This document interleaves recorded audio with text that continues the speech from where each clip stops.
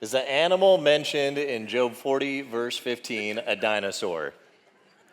That is a good question. I'm going to answer this one. Yep. Okay.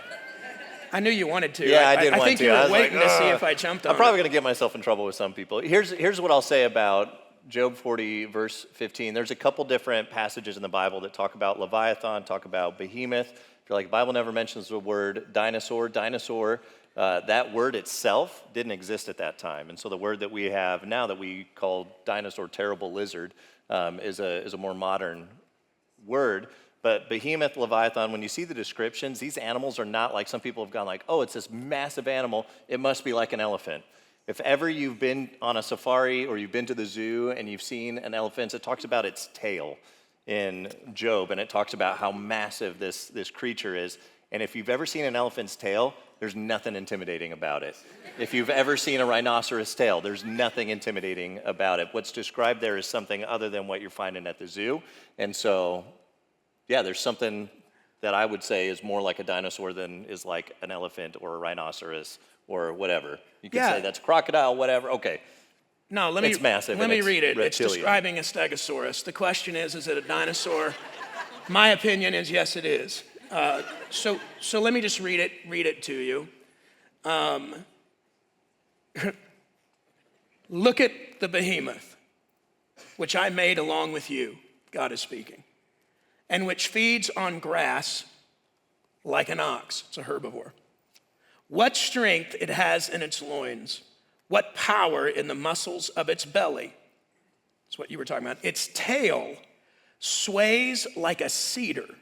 The sinews of its thighs are close knit. Its bones are tubes of bronze. Its limbs like rods of iron. It ranks first among the works of God, yet its maker can approach it with his sword. And then it continues on. That's a dinosaur. Does that sound like a dinosaur to you guys? Okay, here's the deal. Robert made this point. The word dinosaur didn't show up until the late 19th, 20th century. Is that what you said? Yeah. Yeah. Okay. Later. But before that, well, that's when it was. Later than when the Bible's written. Late 19th, 20th century, the word dinosaur. Before that, there was just the term dragon. Do you know how many cultures around the world have stories of dragons? Just about all of them, which means there was something. But people were surviving. They weren't sitting around doing zoological studies and writing books on the animals they saw. They were running from them, right? And then trying to eat and survive. And so there's actually, as Robert mentioned, a couple of passages of scripture that seem to describe dinosaurs. And so, yeah, I think so.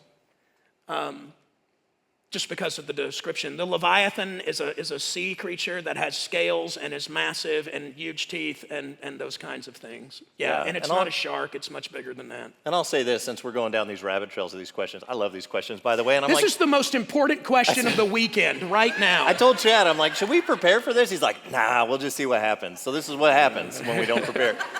I used to be real dogmatic about stuff like age of the earth and dinosaurs and all of that. And here's what I've learned over the years is that there's a lot of things that we don't know or we don't have great clarity on.